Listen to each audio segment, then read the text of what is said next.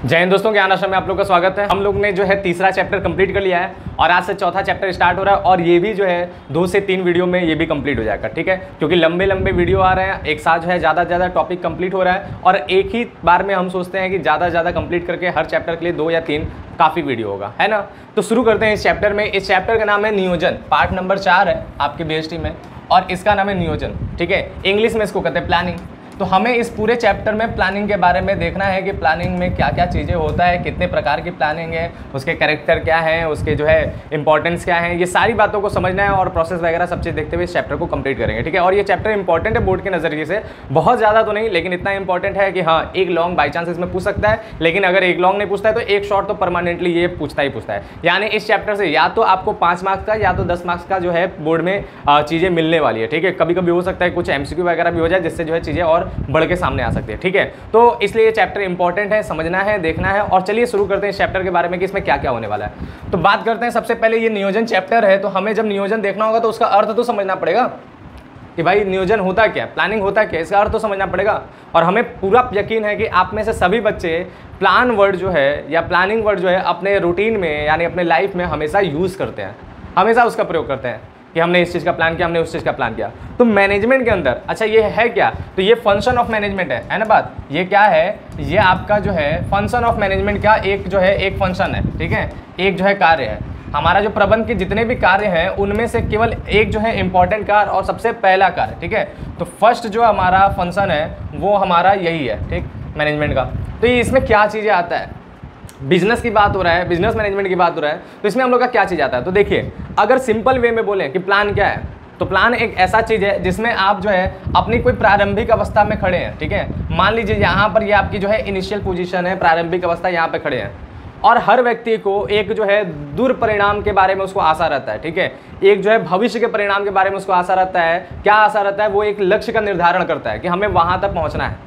Planning जब भी शुरुआत होगा तो याद रखिए उसमें लक्ष्य बहुत इंपॉर्टेंट है, बिना लक्ष्य के प्लान नहीं हो सकता है। किस चीज़ का प्लान बनाएंगे, जैसे आप भी अगर प्लान कर रहे हैं पढ़ाई का तो आप भी लक्ष्य बनाए होंगे, है ना बात, कि हमें जो है इतना % चाहिए, किसी ने 90%, किसी ने अपने स्कूल में टॉप करना है, किसी ने कहीं ना कहीं अलग अलग प्रकार से आपने लक्ष्य बनाया होगा। तो बिना लक्ष्य के कभी प्लान हो ही नहीं सकता, ठीक है। और लक्ष्य क्या होता है, लक्ष्य वो भविष्य की अवस्था होता है जहाँ पे हमें पहुँचना होता है, ठीक है। जैसे यहाँ पे आपकी शुरुआती अवस्था होगी और ये आपका लक्ष्य है जहाँ पर आपको पहुँचना है, बात क्लियर है। अब इस जगह से इस जगह तक कैसे पहुंचा जाए, इसके बीच का जितना भी रूपरेखा तैयार किया जाता है, जो भी कार्य विधियां करना है, जो भी क्रियाकलापें करना है, उन सब के बारे में पहले से सोच करके निर्धारित कर लेना ही प्लानिंग है। सिंपल वे में यही है, ठीक है। यानी प्लानिंग क्या करता है, प्लानिंग आपका वर्तमान अवस्था से भविष्य की अवस्था तक के पुल का निर्माण करता है, एक जो है ब्रिज बनाता है कि आप कैसे वहां तक पहुंचेंगे, ठीक बात समझे। तो ये सिंपल वे में प्लानिंग को हम लोग समझ लिए। अब इसके बारे में लिखा क्या है, ध्यान से देखिए। तो लिखा है, नियोजन वह प्रक्रिया है जिसके अंतर्गत इच्छित अथवा वांछित परिणामों को प्राप्त करने के लिए, ठीक है, यही बात है। इच्छित अथवा वांछित का मतलब ये होता है कि वही जो भविष्य का परिणाम है यानी आपका लक्ष्य, ठीक है, उसको प्राप्त करने के लिए उठाए गए, ठीक है, उठाए जाने वाले कदमों का पहले से ही निर्धारण किया जाता है, ठीक बात। तो बात वही हुआ ना कि यहाँ से वहाँ तक जाने के लिए हम जो जो कदम उठाएंगे उसके बारे में पहले से हम लोग क्या करते हैं, उसका निर्धारण कर लेते हैं, ठीक है। यही प्लानिंग का मुख्य कार्य है, ठीक है। तो क्या है यह एक मानसिक प्रक्रिया है। जाहिर सी बात है, आप भविष्य में क्या क्या चीज़ें करना है उसके बारे में आप सोच रहे हैं, उसके बारे में रूपरेखा तैयार कर रहे हैं, उसके बारे में सारी चीज़ों के बारे में अध्ययन कर रहे हैं, तो ये किस प्रकार का कार्य है, ये मानसिक काम होगा ना, ठीक है। तो प्लानिंग पूर्ण रूप से कैसी क्रिया है, मानसिक क्रिया है, जिसके लिए दूरदृष्टि, ठीक है, दूरदृष्टि यानी भविष्य का विजन जो होगा आपका जो है, आपको एक विजनरी पर्सन बनना पड़ेगा, भविष्य के बारे में सोचने वाला पर्सन बनना पड़ेगा, कल्पनाओं को बढ़ाना पड़ेगा, ठीक है। तो इसलिए दूरदृष्टि वाला व्यक्ति इसके लिए चाहिए होता है, ठीक है, जिसमें कल्पना शक्ति होना चाहिए, जिसमें निर्णय की क्षमता भी होना चाहिए। निर्णय क्षमता इसलिए देखिए, प्लानिंग वही कर सकता है जो निर्णय ले सकता है, क्योंकि हमें जिस काम को करना है उसके काम को करने के कई विकल्प मौजूद होंगे, उनमें से कौन सा विकल्प लिया जाए उसके लिए निर्णय भी तो करना पड़ता है, इसलिए निर्णय शक्ति भी इसमें इंपॉर्टेंट है, ठीक है। न्याय शक्ति इंपॉर्टेंट है, आदि की आवश्यकताएं होती है। इसके अंतर्गत यह निश्चित किया जाता है कि, देखिए प्लानिंग अब क्या है इसके बारे में समझिए, इसके अंदर क्या होता है। तो इसके अंतर्गत यह निश्चित किया जाता है कि क्या करना है, कब करना है, कैसे करना है, कहाँ करना है, किसके द्वारा किया जाना है और किस प्रकार परिणामों का मूल्यांकन किया जाना है। तो ओवरऑल प्लानिंग में ये सारी बातें आता है, ठीक बात समझें। तो क्या बात क्लियर हुआ कि हमारा प्लानिंग एक ऐसा प्रक्रिया है जिसमें हम यह निर्धारण करते हैं कि किसी भी काम को कब करना है, कैसे करना है, पहले तो क्या करना है ये भी प्लान है, ठीक है, क्या करना है, कब करना है, कैसे करना है, किसके द्वारा करना है, ठीक है। तो और उसके साथ साथ जो है उसका परिणाम जो आएगा उसका मूल्यांकन करना भी प्लानिंग में है, क्योंकि हम लोग जब अपने कार्यों को करते हैं तो उसका कुछ ना कुछ रिजल्ट आता है, ठीक है। तो रिजल्ट जैसा आता है उसी हिसाब से हमें भविष्य का और भी अपना काम करना पड़ता है। बात समझे?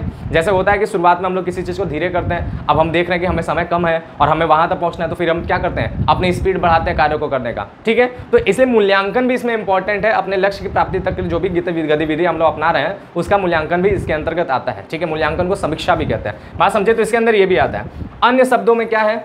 अन्य शब्दों में नियोजन भविष्य को जीतने का दावा है। एक सिंपल वे में बोला जाए तो नियोजन क्या है, प्लानिंग क्या है? प्लानिंग अपने आप से कहता है कि हम भविष्य को जीतेंगे, उसका गारंटी देता है, उसका दावा करता है, ठीक है। अच्छा, गारंटी देता है मत वर्ड कीजिएगा, दावा करता है कि हाँ हमारे तरीके से चलेंगे तो आप उस लक्ष्य को प्राप्त कर लेंगे, ठीक है। तो ये प्राप्त कर लेंगे ये एक जो है दावा है, लेकिन क्या दावा हमेशा हकीकत बन जाता है? प्लान आपने जो किया वो हमेशा सक्सेसफुल होता है, उसकी 100% सफलता होती है? तो नहीं। तो एक बात आपको ये भी जानना होगा कि प्लानिंग का मतलब आप 100% सफल होंगे ये मत सोचेगा, लेकिन प्लानिंग करने से सफलता प्राप्त करना आसान हो जाता है, ठीक है। ये बात निश्चित है, इसलिए प्लानिंग जो है बहुत ही महत्वपूर्ण कार्य है, ठीक बात। अब बात करते हैं इसकी अपनी जो है प्रकृति बोल लीजिए, लक्षण बोल लीजिए, विशेषता बोले, उसके बारे में कि क्या क्या इसके अंतर्गत आता है। तो सबसे पहला यहाँ पर बात होता है उद्देश्य अभिमुखी। बहुत जरूरी बात है। प्लानिंग हमेशा क्या होता है, किसके लिए काम करता है? तो प्लानिंग हमेशा उद्देश्य को ध्यान में रख के काम करता है, ठीक है। जो एम बनाए रहते हैं हम लोग, जो हमारे बिजनेस की ऑब्जेक्टिव होती है, जो उद्देश्य होता है, उसको ध्यान में रख करके प्लान जो है अपना कार्य करता है ना बात। आप भी जो पढ़ाई का अपना स्पीड रखें, आप भी पढ़ने का जो प्रक्रिया रखें, आप भी पढ़ने का जो अध्ययन करने का जो अपना व्यवस्था बनाए हुए हैं, वो भी किस हिसाब से बनाए हुए हैं, वो भी आप अपने उद्देश्य को देख करके बनाए हुए हैं। तो आपको कितना परसेंट आना है। हम भी यहाँ पे जो व्यवस्था लेके चल रहे हैं, आपको लग रहा होगा कि सर बहुत धीरे कोर्स चल रहा है, कैसे कंप्लीट होगा, क्या होगा, तो हम शुरुआत जानबूझ के तेज नहीं करते हैं, क्योंकि यूट्यूब एक ऐसा प्लेटफॉर्म है जहाँ पर बच्चे लास्ट में ज़्यादा जुड़ते हैं, शुरुआत से नहीं जुड़ पाते हैं, है ना बात। इसीलिए मेरा शुरुआत में कोर्स बहुत ही धीरे लेके चलते हैं, बहुत ही धीरे, क्योंकि बाद में हमारे बच्चे जब हमारे साथ जुड़ना स्टार्ट करते हैं और बच्चे नए नए हमारे साथ आते हैं, तो उन्हें क्या होता है, पुराना जो है उन्हें कवर करना पड़ता है। अगर हम सारा पढ़ा दिए रहते तो शुरू से पढ़ते हैं, बड़ा दिक्कत होता है उन्हें। तो अभी जब वो पढ़ना स्टार्ट करते हैं तो उनके पास बहुत लोड नहीं रहता है, पुराना भी कवर कर लेते हैं और ये भी कवर कर लेते हैं, और फिर साथ में आकर लाइव अच्छे तरीके से पढ़ पाते हैं। बात समझे? तो ये मेरा अलग ही लेवल का प्लान है, और हम चाहते हैं कि हमसे जो बच्चा पढ़े सब 90+ जाए। इसलिए कोर्स हम शुरुआत में बहुत ही धीरे लेके चलते हैं, और काफ़ी बच्चे इससे परेशान भी होते हैं कि सर कोर्स बहुत स्लो है, ये है वो है, लेकिन मेरा प्लानिंग अलग है। हम सबको लेकर चलना चाहते हैं, इसलिए कोर्स बड़ा स्लो रहता है। लेकिन लास्ट मोमेंट में मैराथन क्लासेस, लंबे क्लासेस, ज़्यादा डिटेल के साथ चीज़ों को ले आना, ज़्यादा लंबा क्लास ले आना, इससे कोर्स तुरंत कंप्लीट हो जाता है, सही टाइम पे कंप्लीट हो जाता है, नोट्स मिलता है, सारी चीज़ें मिलता है, और बच्चे जो है हमेशा टॉप करते हैं। पुराने रिजल्ट इस बात के साफ साफ जो है गवाही देते हैं। बात समझे?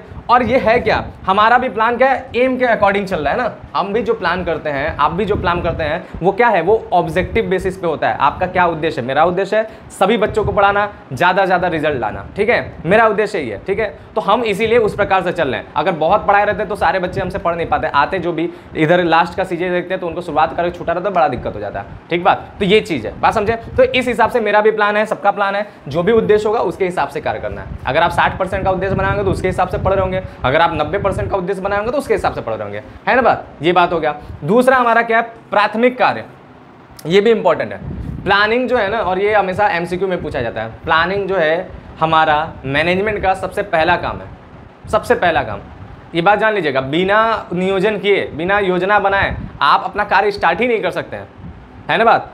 आप कोई भी कार्य ले लीजिए, कोई भी कार्य को शुरू करना है तो सबसे पहले आपको क्या करना पड़ेगा, उस कार्य के ऊपर बैठ करके चर्चा करना पड़ता है ना, कि उस काम को कैसे करना है। तो ये कैसे करना है जब बात आ गया तो क्या आ गया, नियोजन आ गया, योजना आ गया। इसलिए ये हर कार्य का, और खासकर मैनेजमेंट का ये कैसा काम है, प्रथम कार्य है, प्राथमिक कार्य, ठीक है। अगला क्या है, सर्वव्यापक कार्य। सर्वव्यापक कार्य का सेंस क्या है कि प्लानिंग हर कार्य में इन्वॉल्व है। किसी, अभी हमने इसमें भी बताया ना प्राथमिक के लिए, आप कोई भी काम कर लीजिए, हर जगह नियोजन होना ही होना, बिना नियोजन के कार्य जो है कभी हो ही नहीं सकता।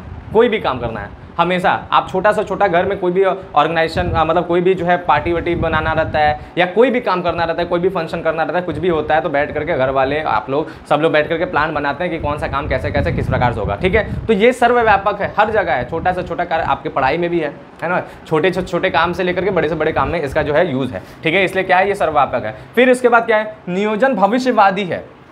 ये बात भी समझेगा, विशेषता में नियोजन भविष्यवादी है, यानी नियोजन क्या करता है, आप बता रहे हैं ना, नियोजन का क्या काम है, ऊपर लिखा भी था कि कब करना है, कैसे करना है, किसके द्वारा करना है, ये सारी बातें जो हो रहा है, तो करना है भविष्य की बात कर रहा है ना।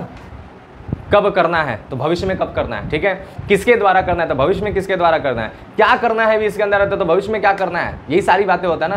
तो यानी नियोजन पूरी तरह से क्या है, भविष्यवादी है। वो भविष्य का रूपरेखा तैयार करता है, वर्तमान का नहीं कि वर्तमान में क्या है कैसा है वो नहीं बताता, बल्कि भविष्य का बताता है कि क्या क्या होना चाहिए। आप समझे। तो इसीलिए नियोजन क्या है, भविष्य का रूपरेखा बताता है, यानी भविष्यवादी है। फिर अगला क्या है, नियोजन सतत प्रक्रिया है, ये भी इंपॉर्टेंट बात है।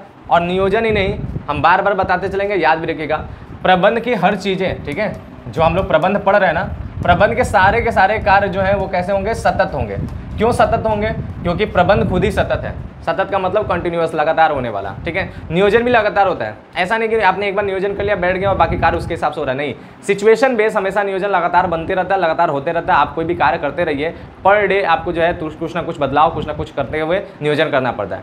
हम लोग भी शुरुआत में बनाते हैं कि इस तरह से चलेंगे, लेकिन बाद में जब भी सिचुएशन बदलता है, चीज़ें बदलता है, जैसे इस साल देखिए हमारा ऑपरेशन वगैरह हुआ था, 1 महीने के लिए क्लास ही पूरा बंद था, तो चीज़ें जब बदलता है तो उस हिसाब से हम लोग क्या करते हैं, हम लोग उसके हिसाब से बाद में नियोजन करते हैं। तो परिस्थितियों के हिसाब से हमेशा नियोजन लगातार होता रहता है, इसीलिए नियोजन भी है सतत प्रक्रिया, लगातार चीजें चलता रहता है, ठीक बात। नेक्स्ट हमारा क्या है, नेक्स्ट हमारा यह है कि नियोजन निर्णय में शामिल, निर्णय लेना शामिल है। नियोजन के अंदर निर्णय लेना भी शामिल है ना बात। और ये बात हमने बताया ना, निर्णय क्यों लेना शामिल है, क्योंकि आप खुद सोचिए नियोजन क्या कर रहा है, नियोजन में कब क्या किसके द्वारा इस प्रकार के क्वेश्चन आ रहे हैं ना, तो इस क्वेश्चन का आंसर ही तो नियोजन ढूंढ रहा है। तो आंसर कैसे ढूंढा जाएगा, अब जो ऑप्शंस हैं उसमें से एक आंसर होगा, यही है। तो वो आंसर लेना वो क्या होता है, वो तो निर्णय लेना है ना, किस काम को किस प्रकार से करना है, ये निर्णय लेने की बात हो गई ना। किस काम को कब करना है, ये निर्णय लेने की बात है ना। तो नियोजन में ऑटोमेटिकली क्या है, निर्णय लेना शामिल है, बिना निर्णय लिए नियोजन हो ही नहीं सकता। और नेक्स्ट क्या है, बौद्धिक प्रक्रिया। तो ये बात आपको पता है कि नियोजन जो है वो मानसिक शक्ति वाली प्रक्रिया है, बौद्धिक प्रक्रिया है, दिमाग से होता है, दिमाग वाले लोग कर सकते हैं, जो जिनकी जो है दिमाग अच्छी है, कल्पना शक्ति अच्छा है, दूरदृष्टि का सोच है, वही लोग क्या कर सकते हैं, वही लोग नियोजन कर सकते हैं। जो अल्पज्ञानी, अल्प बुद्धि, अज्ञानी जो होते हैं वो नहीं इस प्रकार का नियोजन ले सकते हैं, ठीक है। इसलिए ये बौद्धिक प्रक्रिया, दिमाग इसमें होना चाहिए। और लास्ट बात यहाँ पर क्या आ जाता है, लास्ट बात आ जाता है पूर्वानुमान। नियोजन में जो है पूर्वानुमान भी शामिल होता है। पूर्वानुमान का सेंस क्या होता है, पूर्वानुमान का मतलब होता है कि पहले का अनुमान लगाना, यानी कल्पना कर लेना कि क्या होगा। जैसे एग्जांपल के तौर पे अगर हम कोई एक स्टेप उठाते हैं तो उसका कुछ रिजल्ट बनता है ना। आप लोग चेस खेले होंगे ना, तो चेस खेले होंगे तो आपको पता है कि आप कोई भी जो है चाल चलते हैं तो उसका कोई रिजल्ट बनता है, सामने वाला उस हिसाब से चाल चलता है। तो जो अच्छे चेस के प्लेयर होते हैं वो पूर्वानुमान लगा लेते हैं, वो एक साथ बहुत चीज़ें सोच लेते हैं कि इस चाल को चलेंगे तो अगला वाला क्या चाल चलेगा, फिर इस चाल को चलेंगे तो अगला वाला क्या चलेगा। तो ये पूर्वानुमान लगाना चेस में बहुत ही बड़ा जो है रोल है ना बात। इसी तरह मैनेजमेंट में भी हम लोग जब भी कोई गतिविधि करने के बारे में सोचते हैं तो उसके जो है रिजल्ट के बारे में पूर्वानुमान लगा लेते हैं कि अगर ऐसा करेंगे तो उसका क्या परिणाम मिल करके सामने आएगा, ठीक है। तो पूर्वानुमान भी लगाना नियोजन का हिस्सा है। जो पूर्वानुमान अच्छा लगा पाएगा तभी वो प्लान अच्छा कर पाएगा, वरना उसको पूर्वानुमान लगाने की बात नहीं है, बस वो सोच लेता है कि इस तरह से कर दो तो यही होगा। अगर ऐसा ही सोच लिया है या उसको पता ही नहीं कि क्या होगा, बस इस स्टेप को करना है, तो वो नियोजन अच्छा नहीं कर सकता, ठीक है। तो नियोजन में पूर्वानुमान भी शामिल होता है, ठीक बात, क्लियर है। तो ये हो गया विशेषताएं, ठीक। अब आगे हम लोग क्या करते हैं, अब आगे देख लेते हैं हम लोग नियोजन के महत्व के बारे में, ठीक है। नियोजन का क्या महत्व है, ठीक बात, मतलब एक तरह से इसकी आवश्यकता बोल लीजिए कि नियोजन की क्या आवश्यकता है, क्यों नियोजन हम लोग करते हैं। कोई तो काम होगा, कोई तो कारण होगा, तो बिल्कुल यार नियोजन के बिना काम बनेगा ही नहीं। इसकी बहुत सी आवश्यकताएं, बहुत सा महत्व है, उसी के ऊपर हमारे जो है यहाँ पर कुछ बिंदु है। जैसे क्या है, नियोजन एक मानसिक कार्य है, ठीक है। तो मानसिक कार्य एक प्रकार से आप बोल सकते हैं कि ये महत्व का, महत्व से ज़्यादा ये विशेषता है, ठीक है, ठीक बात। तो इसे आप विशेषता के अंदर डाल सकते हैं, लेकिन महत्व में लिया है तो इसको महत्व के पॉइंट ऑफ व्यू से ऐसे ही बताएंगे कि ये नियोजन एक मानसिक कार्य है। इसमें जो है अच्छा बुद्धि वाला व्यक्ति नियोजन जब करता है तो जो है रिजल्ट अच्छे बन के आते हैं, तो इसलिए इसके अंदर ये बात डाल सकते हैं। मेन ये विशेषता के अंदर है कि नियोजन क्या है, दिमाग से किया जाता है, भाई ये तो आप शुरू से जान रहे हैं, ठीक है, बात क्लियर है। महत्व के रूप में अगर देखा जाए तो क्या है, नियोजन जो है नवीन विचारों को विकसित करता है। ये देखिए ये महत्व है, ठीक है। नियोजन नवीन विचारों को विकसित करता है। इसका मतलब क्या है, इसका मतलब ये है कि जब हम नियोजन करने बैठते हैं तो ऐसा नहीं कि जो चीज़ें चल रहा है बस उतना ही हमारे दिमाग में आता है, नहीं। जब हम सोचने पे आते हैं, जब हम गौर फरमाने पे आते हैं, तो ऐसी ऐसी चीज़ें हमारे दिमाग में भी आती हैं जो नवीन कल्पनाएं होती हैं, नवीन सोच होते हैं, नवीन विचार होते हैं, जो पहले नहीं थे, अब जाके जो है कुछ बातें सामने आ जाती है, ठीक है। तो बार बार जब आप प्लान करेंगे और तो क्या होगा, नए नए आपको विकल्प भी मिलते जाएंगे, नए नए सोच भी जन्म लेते जाएंगे। तो नियोजन से क्या होता है, नवीन विचार विकसित होता है। वरना नियोजन ना करें, जो चल रहा है उसी के हिसाब से अगर काम करते चल रहे हैं तो फिर आपका बिजनेस में कोई परिवर्तन नहीं होगा, आप जहाँ हैं वहीं रह जाएंगे। ठीक है, नवीन विचार, नवीन कल्पनाएं ही आपके बिजनेस को आगे बढ़ा सकता है। ठीक बात, तो इसमें जो है नवीन विचार जो है विकसित हो जाता है। फिर क्या है, नियोजन में निर्णय सम्मिलित है, ये बात भी विशेषता का है, लेकिन इसको आप इस तरह भी समझ सकते हैं कि इसमें महत्व में है कि नियोजन अगर करते हैं तो हमारा उसमें निर्णय भी शामिल होता है, और निर्णय लेने से ही क्या होता है, निर्णय लेने से ही हमारा जो है हम अपने बिजनेस का जो है सही बिजनेस को ध्यान में रखते हुए सही निर्णय ले पाते हैं। ठीक बात, हमें कौन सा विकल्प चूज करना है, किस प्रकार से कौन सा कार्य करना है, इसके अंदर ये बातें शामिल होता है। बात समझे, क्लियर है? तो इसमें निर्णय लेना भी शामिल है। और उसके बाद क्या है, नियंत्रण के लिए मानक निर्धारित करता है, ये बहुत इंपॉर्टेंट महत्व है। ठीक है, नियोजन क्या करता है, नियोजन जो है मानक निर्धारित करता है। मानक का मतलब क्या होता है, मानक का मतलब है स्टैंडर्ड। ठीक है, बात समझे, मानक का मतलब होता है स्टैंडर्ड।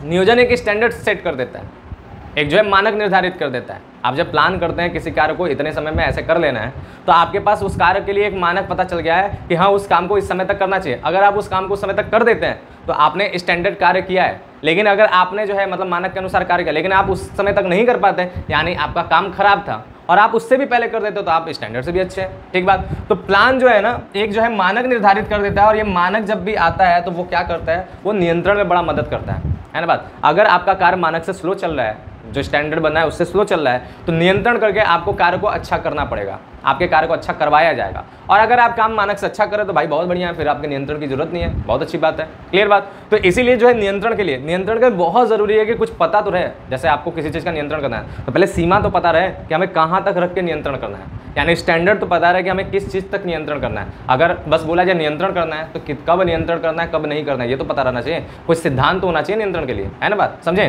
तो नियंत्रण के लिए हमेशा मानक की जरूरत पड़ता है, इसीलिए जो है, और मानक बनता कैसे, नियोजन के जरिए बनता है, तो ये बात भी है।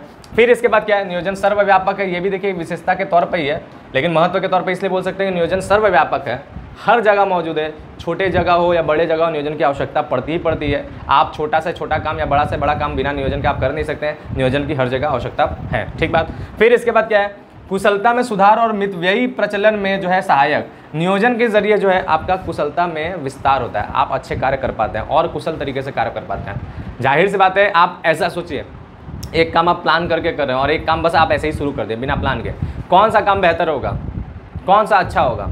जाहिर सी बात है, आप जिस चीज़ के बारे में पहले सोच विचार कर लें, प्लान करें और उस काम को कर रहे हैं तो वो काम बहुत ही बेस्ट होगा, बहुत ही बढ़िया होगा। लेकिन बिना प्लान के बस चलो रम जाते हैं, काम हो रहा है, चलो हम भी काम करने लग रहे हैं, पता ही नहीं क्या काम हो रहा है, क्यों काम हो रहा है, कैसे काम हो रहा है, कुछ आपने सोचा ही नहीं है, तो वो काम अच्छा थोड़ी ना होगा जिसके बारे में आपको कुछ नहीं पता है, बस काम करे जा रहे हैं, कुछ प्लान किए नहीं, बस काम हो रहा है। ठीक है, तो वो काम आप कभी भी सफलता नहीं दे पाएगा। लेकिन अगर प्लान कर लिए हैं और सारा चीज़ डिसाइडेड है, सारी रूपरेखा तैयार है कि कब कैसे किसके द्वारा किस प्रकार से होना है, तो जाहिर सी बात है वो काम बेहतर होगा, बहुत ही अच्छा होगा और आपके कार्य की कुशलता भी बहुत जबरदस्त होगा। ठीक है, तो नियोजन करने से जो है कार्यों में कुशलता में सुधार हो जाता है और मितव्ययी प्रचालन भी होता है, यानी सस्ते तरीके से भी काम होता है। बिना प्लान के अगर कार्य करेंगे तो आपका फिजूल खर्ची बढ़ जाता है। आप समझे, कोई प्लान नहीं किया, बस कार्य करने स्टार्ट कर दिए तो फिजूल खर्ची उसमें बहुत हो जाता है। कभी कभी ऐसे जगहों पे पैसा खर्च हो जाता है जिसके बारे में आपको पता ही नहीं था, आपने सोचा भी नहीं था। लेकिन अगर आप प्लानिंग कर लिए, पहले से डिसाइडेड कि यहाँ पे इतना, वहाँ पे इतना, इस प्रकार से खर्च करेंगे, तो जाहिर सी बात है आपका खर्चा कम पड़ेगा। तो मितव्ययी जो है प्रचालन यानी मितव्ययी व्यवस्था भी जो है नियोजन के जरिए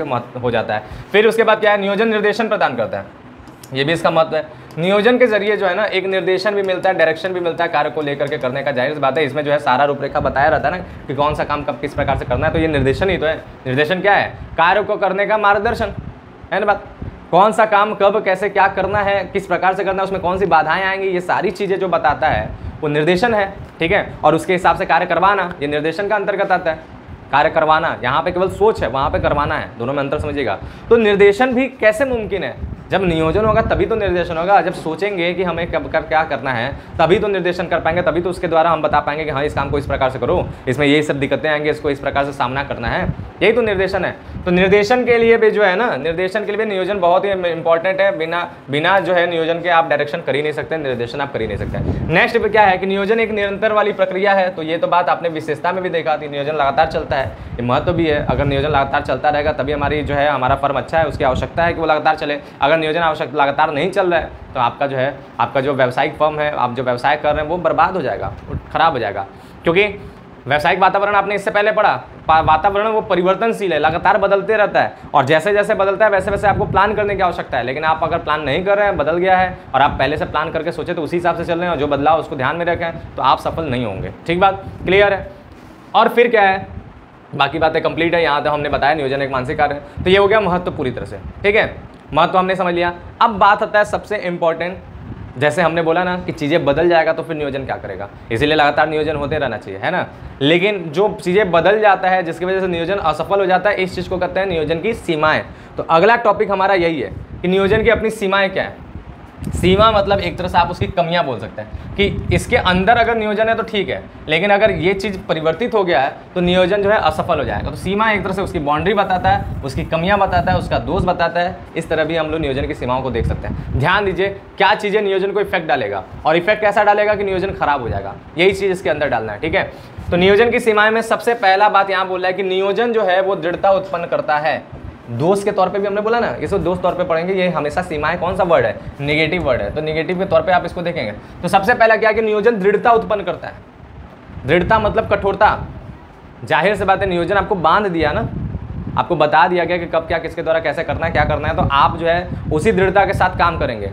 फिर आपके अंदर जो है लचीलापन नहीं रहेगा, आपको बताया गया बस उस तरह से करते जाओ, आप अपने हिसाब से चीज़ें बदल नहीं सकते, ठीक है। और जाहिर सी बात है जब बंधा हुआ माहौल होता है तो इंसान वहाँ पे जो है थोड़ा कैद जैसा महसूस करता है, थोड़ा जो है बेकार महसूस करता है, और आज़ाद माहौल में इंसान जो है अच्छे तरीके से काम करता है। तो नियोजन एक दृढ़ता लाता है और दृढ़ता जो है अच्छी बात नहीं है ना बात। कोमलता जो है वो अच्छी बात है, लचीलापन अच्छी बात है, व्यक्ति को जो है समय के हिसाब से जो है बदलने का जो है मौका देते रहना चाहिए, ठीक है। लेकिन नियोजन इस प्रकार का नहीं करता है। नियोजन जो बोला है बस उस तरह से करते जाना, सारी बातों को बांध देता है, ठीक है। तो ये इसकी सबसे पहली सीमा है कि ये जो है दृढ़ता लाता है। दूसरा क्या है कि नियोजन जो है परिवर्तनशील वातावरण में नियोजन काम नहीं कर सकता है। ये बात तो हमने बताया, जो वातावरण बदलता है, व्यावसायिक वातावरण हम जानते हैं कि बदलता रहता है ना बात। तो जो है व्यावसायिक वातावरण जब बदलता है तो उस बदलाव वाले वातावरण में नियोजन काम कर ही नहीं सकता है। आपने प्लान बना लिया लेकिन अचानक कुछ बदल गया, आप प्लान उस प्रकार से कर पाएंगे? है, बताइए। जैसे पहले लोगों ने बनाया होगा नियोजन, कोरोना आने से पहले बहुत सा प्लान बनाया होगा, लेकिन जैसे ही कोरोना आ गया क्या हुआ, चीज़ें बदल गया ना, है ना बात। जैसे रूस और जो है यूक्रेन वाले अपने बहुत से प्लान लेकर चले होंगे, लेकिन जब आपस में लड़ गए तो उसके बाद सारे प्लान धरे के धरे रह गए, नहीं सक्सेस कर पाए, है ना। जो लूनार 25 अभी लॉन्च किया था रूस, आपको पता है उसके बारे में बहुत दिन का प्लान था उसको, लेकिन लड़ाई के चक्कर में डिले होते गया, इस वजह से भी नुकसान हो गया और वो फेल हो गया, है ना बात। तो चीज़ें क्या है, चीज़ें ऐसा है कि आप जो प्लान बना के चलते हैं वो परिवर्तनशील जब वातावरण होता है तो आप उस हिसाब से उसको जो है अप्लाई नहीं कर सकते हैं, ठीक है। तो ये भी इसकी सीमा है। फिर इसके बाद क्या है, नियोजन सृजनात्मकता को कम करता है। ये कैसे मुमकिन है? सृजनात्मकता मतलब क्रिएटिव, ठीक है। आपका जो है सोच जो है, आपका क्रिएटिव सोच होता है, आप जो है चीज़ों को बदलने का आपका जो है दिमाग है, उस चीज़ को कम कर देता है नियोजन। कैसे? इसलिए कर देता है कि नियोजन एक पहले से डिसाइडेड पाथ बता देता है, एक रास्ता बता देता है कि इसी रास्ते से आपको चलना है, इसी तरीके से आपको चलना है। तो आप अपने दिमाग का वहाँ पे क्या यूज़ करेंगे जब आपको पहले से ऑर्डर मिला हुआ है सारी चीज़ें कि बस इस प्रकार से काम करना है, तो आप अपना सृजनात्मकता यूज़ कर ही नहीं पाएंगे, आप अपना क्रिएटिव माइंड वहाँ पर लगा ही नहीं पाएंगे, आप चीज़ों को जो है बदल ही नहीं पाएंगे, क्योंकि बता दिया गया कि इस प्रकार से करना है। इसीलिए लोगों का बुद्धि जो है नियोजन होने की वजह से रुक जाता है, क्योंकि फिर वो अपना बुद्धि नहीं लगाते, जो जैसा बताया बस उस तरह से काम करते हैं, है ना बात। तो सृजनात्मकता को भी कम कर देता है। फिर क्या है, नियोजन में भारी लागत शामिल होती है, एकदम ज़रूरी है, ये भी इसकी सीमा है। सीमा दोष दोनों बोल सकते हैं, तो नेगेटिव पॉइंट में आप इसको देखिए। तो यहाँ पर नियोजन में भारी लागत भी शामिल है ना बात। भारी लागत कैसे शामिल है, क्योंकि नियोजन ऐसे हवा में नहीं हो जाता है, नियोजन के लिए डेटा चाहिए होता है। आप खुद ही सोचिए कि प्लान कैसे होगा, प्लान के लिए कोई बेस तो होना चाहिए ना, किसके आधार पर प्लान करेंगे, कुछ सोच होना चाहिए, कुछ बेस होना चाहिए। तो जो डेटा तैयार किया जाता है ना बात, जो सारे के सारे डेटा तैयार किया जाए, जो डेटा जुटाया गया, उसके लिए पैसा लगता है, खर्चा लगता है। फिर उसके बाद जो है जब नियोजन कर रहे हैं तो लोग बैठ के प्लान कर रहे हैं, उस पर खर्चा लग रहा है मीटिंग्स में। उसके बाद क्या हो रहा है, उसके बाद उसमें जो है समय भी लग रहा है, समय भी लागत है ना बात। आप अपना समय वेस्ट कर रहे हैं तो वो भी तो एक लागत है, बात समझे। तो नियोजन बनाते बनाते काफ़ी लागत भी लगता है, तो नियोजन में इसलिए भारी लागत भी शामिल है। और उसके बाद अगला बात में वही आ गया, नियोजन समय नष्ट करने वाली प्रक्रिया है। देखिए समय हमने वहाँ पे बताया था, समय लागत भी है, और अगले पॉइंट में बताया कि नियोजन में समय भी नष्ट होता है। आप जितने देर में नियोजन करें उतने देर में आप स्टेप उठा लेते हैं, तो हो सकता है कि आप आगे बढ़ जाते हैं, बहुत अच्छा कर लेते हैं, है ना बात। कभी कभी होता है ना कि प्लान करने की वजह से समय छूट जाता है, चीज़ें पीछे रह जाता है ना बात। तो ये भी है, लेकिन ऐसा नहीं कि ये सीमा के चक्कर में आप प्लान ही ना करें, प्लान करना अच्छी बात है, ठीक है। कुछ इसमें दोष है, ये सब दोष के तौर पे आप देख सकते हैं, ठीक है। और फिर क्या है अगला कि नियोजन सफलता का आश्वासन नहीं है। आश्वासन का मतलब एक तरह से समझ लीजिए गारंटी, आप समझे।